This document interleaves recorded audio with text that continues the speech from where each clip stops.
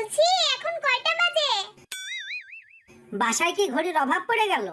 সারাদিন তো মোবাইল নিয়ে পড়ে থাকো, মোবাইলে তো ঘড়ি আছে তাই না? একটু দেখে নিলেই তো পারো। এই সাত সকালে কি আমার ঘুম থেকে উঠে বলতে হবে এখন কয়টা বাজে? শোনো, আমি তোমার কাছে কয়টা বাজে সেটা শুনতে চাইনি। আমি বলতে চেয়েছি এখন বাজে বেলা 10টা। আর আজকে না তোমার আমাকে নিয়ে শপিং এ যাওয়ার কথা ছিল। শোনো, পুরোটা সপ্তাহ কাজ করে একটা দিন ছুটি পাই। আমারও তো একটু বিশ্রামের প্রয়োজন হয় তাই না? আর 1 ঘন্টা ঘুমাই না প্লিজ। আমার সাথে যখন প্রেম করতে তখনও তো চাকরি করতে। তারপরে তো ছুটির দিন হলে দৌড়ে চলে যেতে আমার সাথে দেখা করার জন্য। আমি কোনো কথা শুনতে চাই না, 5 মিনিটের মধ্যে রেডি হও। কই তোমার হলো? 1 ঘন্টা হলো রেডি হয়ে বসে আছি, আর তুমি এখনো রেডি হতে পারলে না। এত সাজগোজ করে কি হবে বলো তো? এই শোনো, তোমার মধ্যে না কোনো ধৈর্যই নেই। একটু ধৈর্য ধরতে শিখো। বিয়ের আগে তো আমার জন্য ঘন্টার পর ঘন্টা ওয়েট করতে। আরো বলতে জানো একটু ভালো করে সেজে আসো তো। আরো বলতে এটা মাখবা ওটা পরবা আরো কত কি। বিয়ের পরে সবকিছু চেঞ্জ। শোনো, কথায় কথায় অতীত টানবা না। বিয়ের আগে তুমিও তো কত বলতে সব সময় আমার সেবা যত্ন করবা। এমনকি বাসা থেকে নিজের হাতে রান্না করে এনে বলতে এভাবে সারা জীবন তোমাকে রান্না করে খাওয়াবো। বাসার সকল কাজকর্ম সব নিজে হাতেই করব।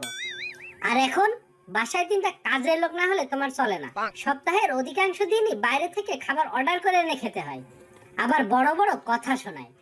যেহেতু তোমার ঘষা মাজা করতে এত সময় লাগছে, তাহলে আর 1 ঘন্টা আমাকে ঘুমাতে দিলে কি এমন ক্ষতি হতো? শোনো, তোমাকে ঘুমাতে দিলে তুমি ঘুমিয়েই থাকতে। চলো, আমি রেডি। উফ, প্রেম করে বিয়ে করে কি মানুষ! জীবনটা আমার একদম শেষ হয়ে গেল। জিনিসপত্র কিনলো সব উনি, টাকা দিলাম আমি, আবার ব্যাগগুলো সব আমাকেই টানতে হলো। মেয়েরা মূলত বিয়ে করে স্বামী পাওয়ার জন্য না, একজন পার্সোনাল অ্যাসিস্ট্যান্ট পাওয়ার জন্য। কি হলো? একা একা কি বকবক করছো? কই কিছু না। আমার কি আর কিছু বলার মতো আছে? মন চাইলেও তো সবসময় সবকিছু বলতে পারি না। শোনো, আমি তোমার সব কথা শুনেছি। তুমি তো বিয়ের সময় আমার ভরণ পোষণের দায়িত্ব নিয়েছো, তাহলে এখন এত জ্বালা ধরছে কেন? আমি তোমার ভরণ পোষণের দায়িত্ব নিয়েছি, কিন্তু তোমার শপিং এর ব্যাগ টানার দায়িত্ব নিইনি।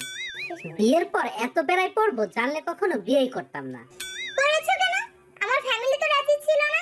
তুমিই তো গিয়ে ঠ্যাং ভেঙে দাঁড়িয়েছিলে।